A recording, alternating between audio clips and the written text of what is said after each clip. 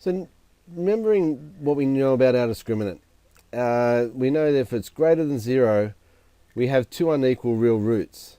So it looks like that. So it would be either concave up or concave down, but it cuts the axis there, the x-axis, in two spots. If the discriminant's equal to 0, we get one real root. So we get our parabola either concave up or concave down, but it touches at one point only. We sometimes call this two equal real roots. And if it's less than 0, there's no real roots, or we call the roots, they say that the roots are unreal and doesn't touch the x-axis at all. So if we put this in a little flowchart situation, the roots can either be real or unreal. They're unreal if the discriminant's less than 0, and they're real if the square root of the discriminant's greater than or equal to 0. Or once they're real, they can be equal or they can be unequal. If they're equal, it's equal to 0, and that would give us rational roots, because it's just going to be minus b on 2a, which can be expressed as a fraction. So equal, if they're equal, or one root, if, as we say there, it will be a rational root there. If it's unequal, then the discriminant is going to be greater than 0. So that's where the equal to and greater than split up there.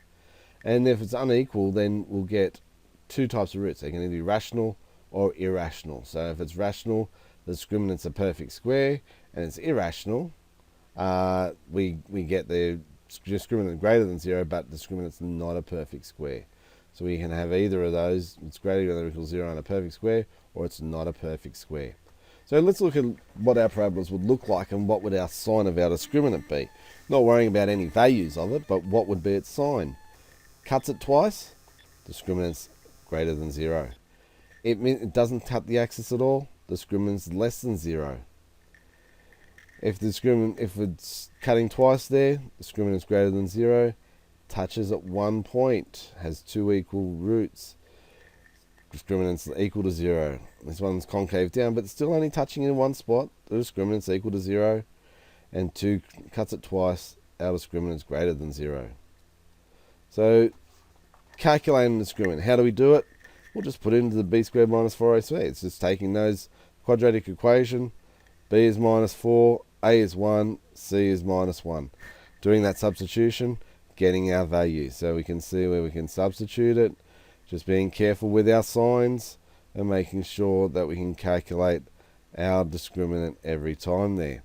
So, and then what can we do with it? Well, with these ones, we want to find the discriminant and state whether the roots are real or unreal, rational or irrational, equal or unequal.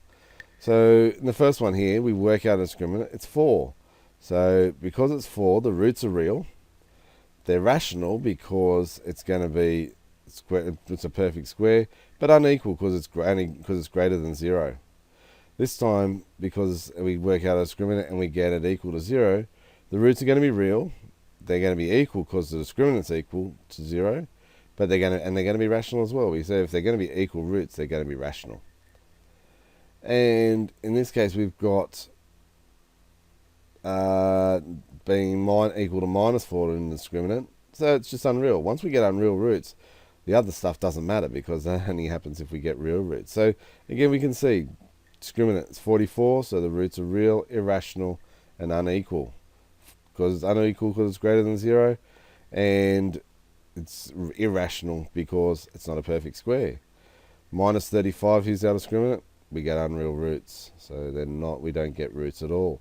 100, so we've got real roots, and it's unequal because there's going to be two roots, but it's rational because they're going to be a square root of 100. Roots are real this time because it's equal to 0, and they're going to be equal, and they're going to be rational as well. And 61 here, which means the roots are real, so it's because it's greater than 0, unequal because it's greater than 0, and irrational because it's not a perfect square. Minus 11 for this one gives us roots that are unreal. This time 17, so roots are real, they're unequal because it's greater than 0, and irrational because it's not a perfect square. Minus 39 for our discriminant gives us unreal roots. Discriminant of 1, which is greater than 0, means we've got real and unequal roots, but they're rational because it's a perfect square. discriminant of 0 in this case means we have real equal roots, or one root, and it's going to be rational. 33 gives us real and unequal roots because it's greater than 0. Irrational because 33 is not a perfect square. And then we get minus 16. We've got two negative signs, so we'll take that out. So our roots are unreal because it's less than 0. So we've got to remember the ideas of what happens when our discriminant is greater than 0, equal to 0, or less than 0.